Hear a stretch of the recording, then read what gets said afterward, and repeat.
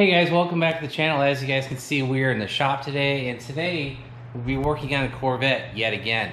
As you guys saw in the previous video, you know that we got the car started up. It is running, not running really great, but we've got a couple things today that we're going to try to make sure that this thing runs in tip-top shape. So let's go ahead and get started. Here you can see we have the last remaining 4 push rods that we need to put in. We did the driver's side last night.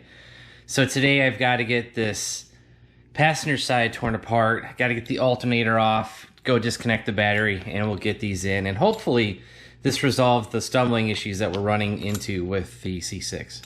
You can see we got the rocker arms off. I'm about to pull out the push rods. You guys can also see the alternator is off.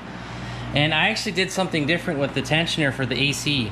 I actually went at it from the bottom, and I was able to get it by going underneath the power steering cooler, putting an extension into the tensioner, and I was able to pop it loose that way. A lot easier than popping it off from the top. So kind of a lesson learned. I did ask another ZR1 owner about that, and that's how he said he took care of that. So, you know, little piece of advice. If you're trying to release the alternator AC tensioner, do it from the bottom.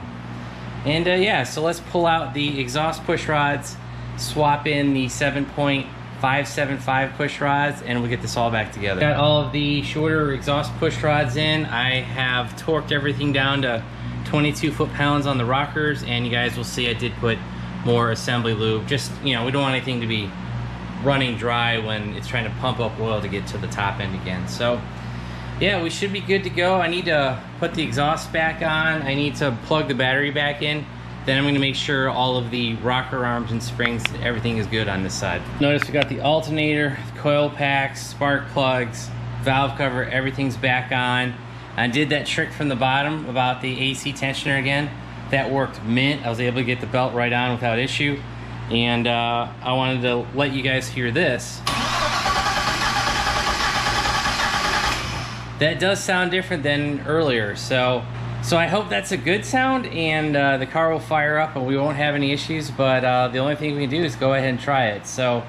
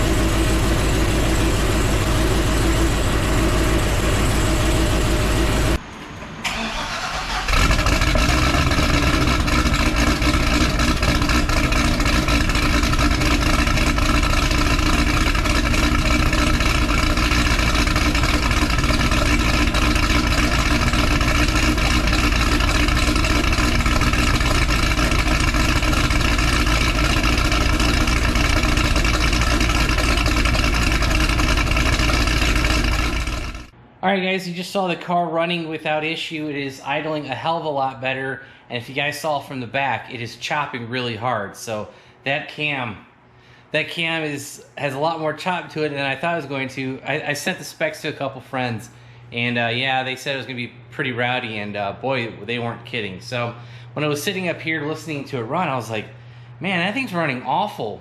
Get to the back of here, chop, chop, chop, chop. So that's just the nature of the beast when it comes to an aftermarket cam. So we will have to get used to that. But As you guys can see, I do have a funnel on the radiator, and we're basically be putting coolant in this thing, firing it up, let it bleed off. I've actually already done the supercharger. That filled really easily. All I did was put it in this Moroso tank with the Motion Raceworks cap, filled that up with a gallon, gallon and a half, whatever, maybe it's 2 gallons of fluid. I had to tap on some of the lines, and after I tapped on it, I guess that knocked all the air loose and it just started flowing. So that thing's full, pressurized, and ready to go. Like I said, we just need to put a little bit more coolant on the engine and we should be done bleeding it. Now, that leads us into the next part of the video. Now, if you guys watch this, I'm gonna put one of the fuses in for the cooling fan. Yes, this is gonna spark. But you guys see, the fans are running.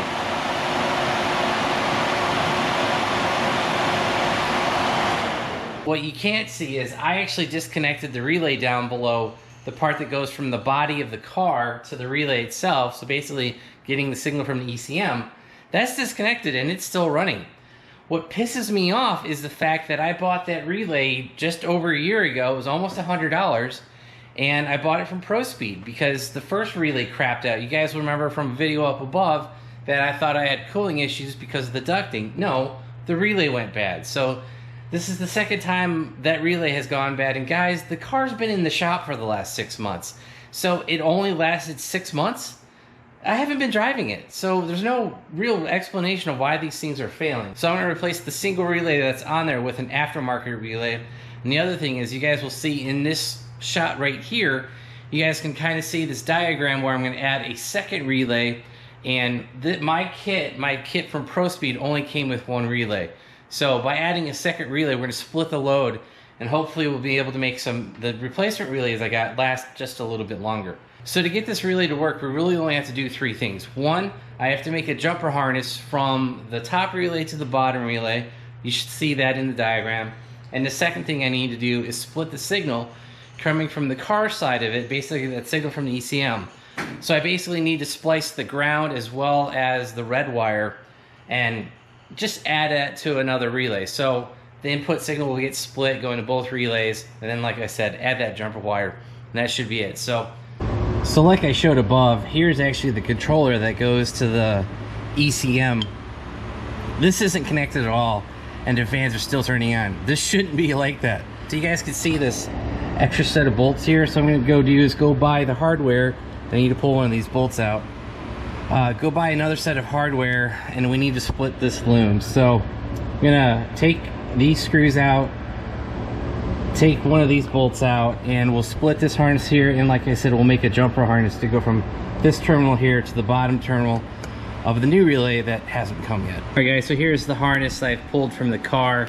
There was some shrink wrap tubing that I just cut that off, and that split really easily. So we've got our jumper harness made, and like I said, this will just connect the top relay to the bottom relay, and this will just go something like that. That was real quick, easy to make. Just use 2 terminals, you're good to go. See, we have the modified harness coming from the ECM. We got the power and ground, and these will go to our 2 relays. All right guys, the replacement relays have finally arrived. As you guys can see, these are a 40 amp solid state relay, and these will go in place of the ProSpeed relays that are on the car right now. So I am actually going to take the plastic cover off because that's not going to fit under there. So we're just going to take these plastic clear covers off. And the other thing I did, I picked up an extra set of hardware. This is a metric 4 by 0.70 by 12. These were available at Lowe's. I got in stainless steel. I think it was like $1 for the pair. So not too bad, but don't lose it because it is kind of expensive. So both relays installed and wired up. As we showed in the diagram, all that we had to do was add the jumper, so this red wire from the bottom relay to the top relay. So that's going to both of the bottom negative terminals on the left side of the relay. And then all I did was run the negative cable from the harness coming down. So this harness coming in between the 2 relays, that one goes to the bottom relay here. It does not go to the top relay because that's what the jumper's for. And then basically all you do is put the negative terminals from the fan relays. So here, here and here, these black cables, put one to each relay. And then on the right side of the relay, you just line up positive, and negative. So red, black, and yeah, that's pretty much it. And obviously we have a pink wire, but that's fine. Then I just plugged it into our aftermarket fan controller from Casper's, and then that plugs into the OEM harness up above. So if we have this wired correctly, I should be able to put the relay back in the terminal and it won't start. Sweet. That one didn't turn on. That one didn't turn on. So that should confirm that our relay install is complete. Now, I want to go turn the fan switch on, the manual fan switch that we have. So over here on our Nitrous Express switch, if we turn this on, there you go. Okay, so that actually modulates the fan frequency. So basically how fast it spins. So push it up, that's on high. You guys can hear the tone difference. It is on low, so. Yeah, you guys can hear the fans are definitely running. And I want to believe both will be running.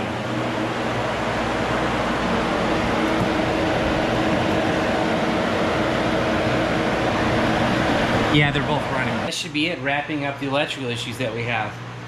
I still might have a couple grounds and stuff that need to be tightened or cleaned and stuff like that, but fan relays were the biggest thing that I noticed wasn't running properly. So we can go ahead, put the waterproof caps back on the relay. And so yeah, that's a wrap on bleeding the car, getting electrical stuff taken care of, and hopefully we can go for a test drive.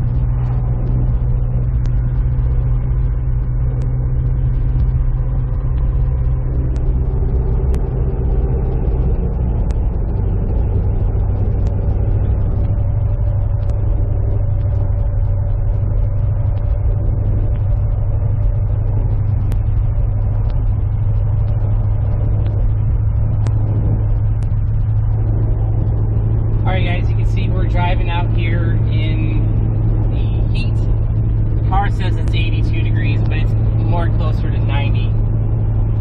And you guys can see that we are data logging here. So yeah, it's quite loud. I am driving quite slow. Yes, you can see I'm only doing like 37. Speed limit's 45. So I'm just trying to get as much data logging as we can. And so what I think I'm going to do is do one data log to the very end of this road, and then do another data log coming home, and that hopefully should knock out all the data logging that PCM wants, because right now we got good fuel pressure, oil pressure, coolant, everything's good, battery's good, gas is good. So yeah, I think we're pretty good. I will pay attention and drive. Like I said, we got our data logging going on, and I think we'll pick this up when we get back home. Alright guys, you guys can see the Corvette is back in the bay, and yeah, so that first test drive went without issue.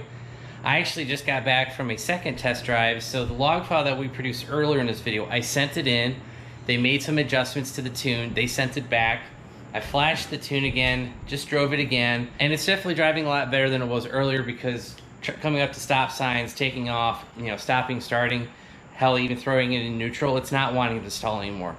I still give it a little bit of gas. I don't know if that's necessary, but you know, we are making small improvements each time we do this. So this is just going to be a reiterative process until we get the car on the chassis dyno. So that's pretty much what's going to be next for the Corvette, is a chassis dyno video, and if we can get it running good enough, I need to go get it inspected. So that's kind of the other reason we're trying to get this car running as good as we can until I can get it on the chassis dyno. So the chassis dyno is going to be a few weeks. It's mid-August right now. They told me to be after Labor Day, unfortunately, so we're a few weeks out on that. And yeah, so maybe by the time you guys see this video, that gap will be a little bit closer, but you know, it is what it is. So if you guys want to see that chassis video, make sure you hit that subscribe button, turn on your bell notifications. If you guys want to help support the channel, I'll try to include all the tools and everything that we've used in today's video. I'll drop those links down below, and also make sure you check out our website, BonecrrusherSS.com. Thanks guys, have a great one.